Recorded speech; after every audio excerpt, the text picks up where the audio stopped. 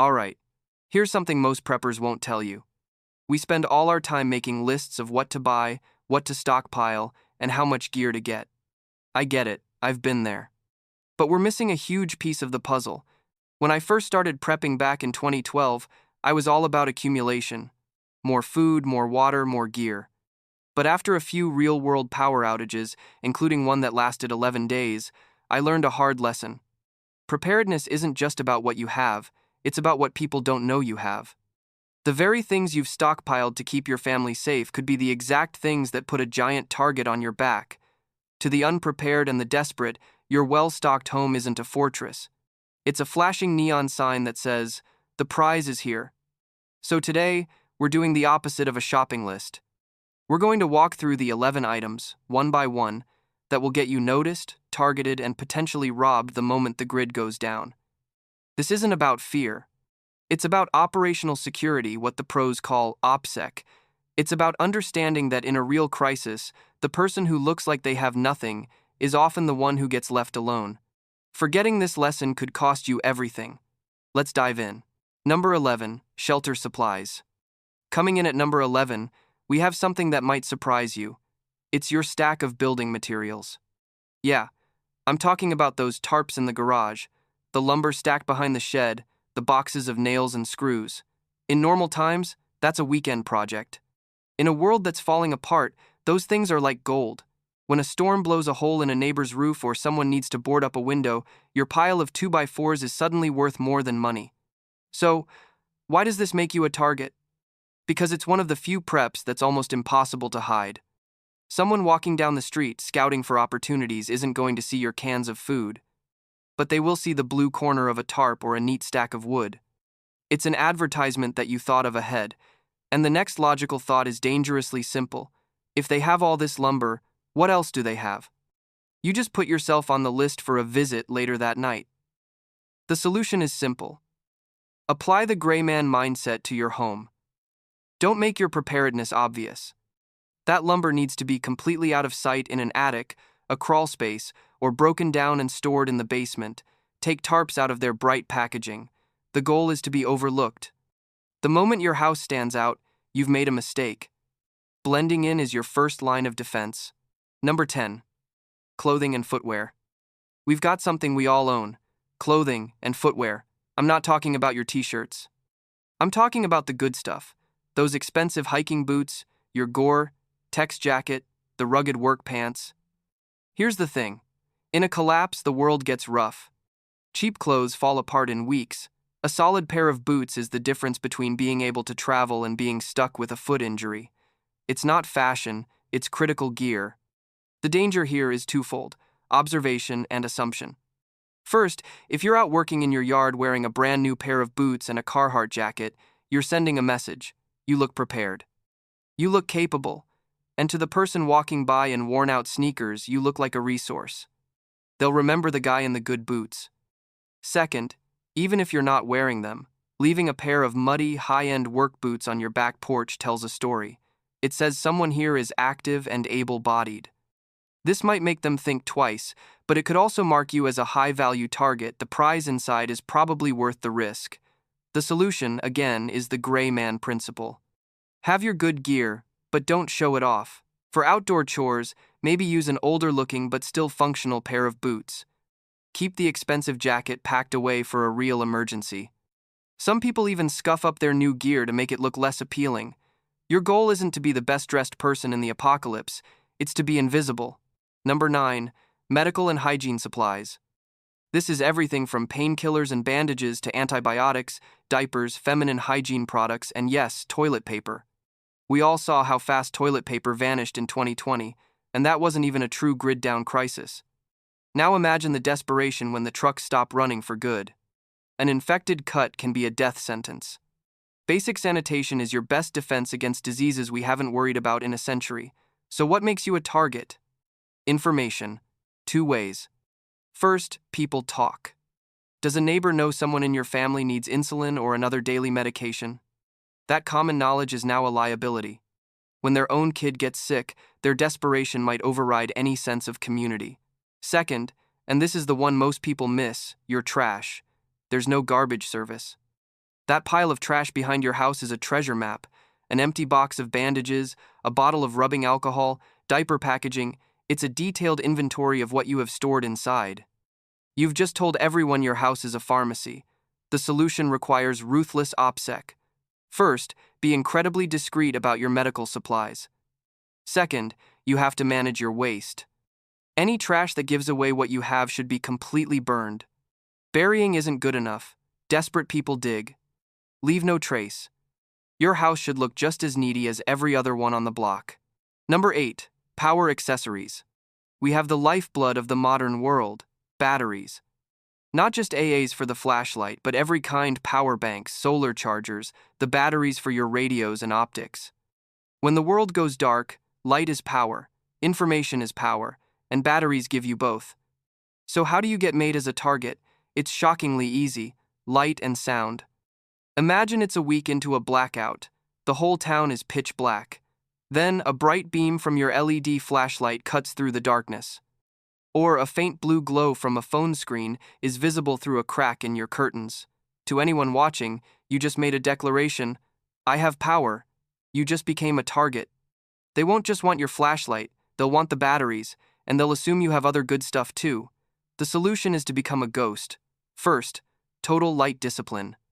Get heavy blackout curtains for every window. Not blinds, but thick material that blocks 100% of light. Second, use light intelligently. A red light headlamp on its lowest setting is better for moving around inside. It saves your night vision and is much harder to see from outside. A big spotlight is a defensive tool only. And a generator? Even a quiet one is like a dinner bell. Avoid it unless it's a life or death situation. The amateur prepper has a flashlight. The pro prepper knows how to use it without being seen. Number 7. Survival gear. At number 7, we've got the classic prepper stuff. High-quality knives, multi-tools, paracord, fire starters. The tools of self-reliance. A good knife is 100 tools in one. A ferro rod can make thousands of fires. This gear empowers you, and that's why people will want it. The biggest mistake I see here is people showing it off. A Leatherman on your belt or a big survival knife strapped to your pack is basically a sign that says, I'm a prepper, and I have more gear like this at home. You think it makes you look tough? Like a warning. But to a group of desperate people, you don't look like a threat. You look like a walking loot drop. They won't confront you one-on-one. They'll wait for you to pass an alley and overwhelm you. The solution is the gray man concept. Applied to your gear, conceal it. Your main knife should be hidden, maybe inside your waistband or in a pocket. Your multi-tool belongs in your pocket, not a flashy pouch. Think about it. A simple Bic lighter is way less noticeable than a fancy ferro rod. Often, the best tool is the one that doesn't look like a survival tool at all. Your gear is for your survival, not to advertise your status. Hide it. Number 6. Power tools and hand tools. In a collapsed society, these are the master keys. A crowbar can open a door in seconds. Bolt cutters can defeat most locks. They are the tools of burglary. Their value is huge. A group with good tools can strip a neighborhood clean. But here's the real danger: the sound. Imagine it's been a month. It's quiet. Then you fire up a circular saw to patch a window. You've just sent up a flare. Everyone who hears it now knows 2 things. 1. You have tools. 2. You have a power source, which means a generator, which means fuel. You've just become a top-tier target for any organized group. Even hand tools are a risk. An open garage door showing a pegboard of shiny tools is an invitation. They'll come back for your pry bar and use it to get into your house. The solution requires discipline. First, noise discipline is everything. Power tools should only be used in a life or death emergency. Learn to use a handsaw. It's slow, but it's silent. Silence is security. Second, keep your garage door closed and the windows covered. Don't let people window shop your tools. And secure them. A cheap toolbox isn't enough. Your own crowbar could be the weapon used against you. Number 5. Water and water purification supplies. This is your stored water, your filters, your purification tablets. You can last weeks without food but only days without water. When the taps run dry, desperation will set in almost immediately. A person who can create clean water isn't just a survivor, they're a king, and that's why it'll get you targeted. A father watching his child get sick from dehydration will do anything to get water. How do they know you have it? First observation. Those big blue 55-gallon water barrels are hard to hide. If they're in your backyard, you've just put up a sign that says, Oasis. Second, your routine, or lack of one. If everyone else is hauling buckets from a dirty creek and you're not, people will notice. If you look healthy and hydrated when others are suffering, they'll draw their own conclusions. The solution is to treat your water like a state secret. Hide your storage barrels indoors or camouflage them completely, and practice the gray man approach. If everyone is collecting water from the river, you go too. Be seen struggling with everyone else. You can dump the dirty water later. The point is to blend in. Never let anyone know you have a clean, private source. Number 4, food. Your cans, your buckets of rice and beans, your freeze-dried meals. This is your lifeline. But as starvation becomes a reality, your full pantry makes you the biggest prize in a hungry world. The most dangerous giveaway is the smell of cooking. In a silent, starving world, the scent of soup or baking bread can travel for hundreds of yards. It's a dinner bell. It will bring people to your door, and they won't be friendly. Then there's your trash. Empty cans or food pouches are a dead giveaway. You have to burn it all. And finally, there's your appearance. If your family looks well-fed while others are losing weight, you will stand out in the worst way. Protecting your food is all about OPSEC. First, control cooking smells. Cook indoors, maybe at odd hours, and choose less aromatic foods. A solar oven is a great investment because it's silent and smokeless. Second, as I said, destroy your trash. Third, adopt the iceberg strategy. Keep your main supply 90% of your food totally hidden, behind a false wall, under floorboards. Then have a small working pantry with just a week's worth of food. If looters break in, they'll find the small stash, assume it's all you have, and hopefully move on. It's a lesson learned in real-world collapses like Bosnia. Number 3. Fuel. We're in the top 3, and at number 3 is liquid power. Fuel. Gasoline, diesel, propane. It runs generators, vehicles, and heaters. Its value is immediate and massive, which makes your fuel cache a huge liability. The problem with fuel is it's almost impossible to use without advertising it. The moment you start a generator, that sound cuts through the silence like a foghorn. It screams, I have fuel, and I have things worth powering. It makes you a priority target. Even just storing it is a risk. Those red gas cans are a universal symbol. A desperate person sees those and thinks, getaway vehicle. They won't ask. Siphoning will become a common crime. Here's how you mitigate this. First, the generator is a last resort. The noise is almost never worth the risk. Second, rethink your storage. Don't use bright red cans. Use less obvious, but still safe, containers and keep them completely hidden. Third, diversify. A silent solar power setup is a massive security advantage for running small essentials. And fourth, lock your car in a garage. A vehicle is just a 20-gallon can of gas waiting to be stolen. The disciplined survivor prioritizes silence over convenience. Number 2, jewelry and gold. At number 2, we have the ultimate store of wealth, jewelry and gold. Wedding rings, silver coins, gold bars. In a long-term crisis, after the initial chaos, precious metals become a primary form of currency for high-value trades. The problem is, thieves know this. Even today, what do burglars look for? Cash and jewelry. It's small, easy to carry, and incredibly valuable. A pocket full of gold is worth more than a truck full of food. But the danger here is different. A thief looking for food might leave once they've filled a bag. A thief who thinks you have gold will assume it's hidden. They may use extreme violence to force you to reveal its location. This isn't speculation, it's a documented tactic in real economic collapses. How do they find out? You told them. Maybe you talked about your gold investments before the collapse. Or you try to barter with a small piece of silver after. That one transaction marks you. The word will spread. The solution requires you to think like a spy. First, absolute silence. Never speak of it. Ever. Second, deep concealment. A safe is not the answer, it's a target. A safe just screams, valuable stuff inside. You need clever, unlikely hiding spots, inside hollowed-out furniture, in fake PVC pipes, buried in the yard in non-metallic containers. Finally, have a decoy. A small box with a few pieces of less valuable jewelry could save your life. If threatened, you give them the decoy. It might be enough to make them leave. Number 1, cash.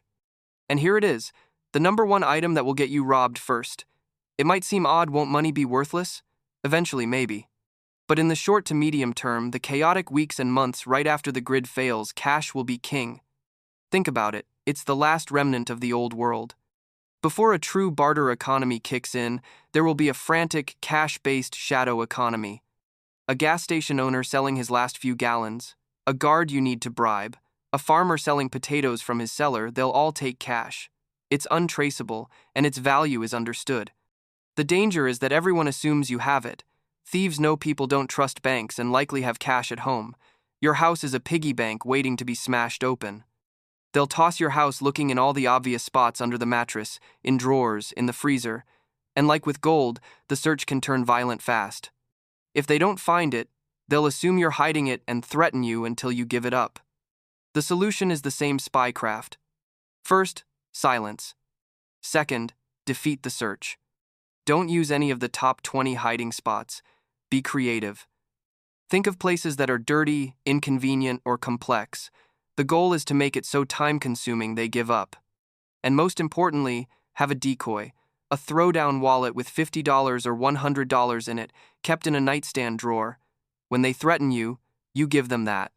It confirms their assumption, gives them a quick score, and makes it more likely they'll leave without hurting your family. It's a small price to pay for your safety. So, there you have it. 11 things that turn you from a prepared survivor into a target. The common thread is information. The biggest mistake a prepper can make is focusing only on buying stuff and not on keeping it secret.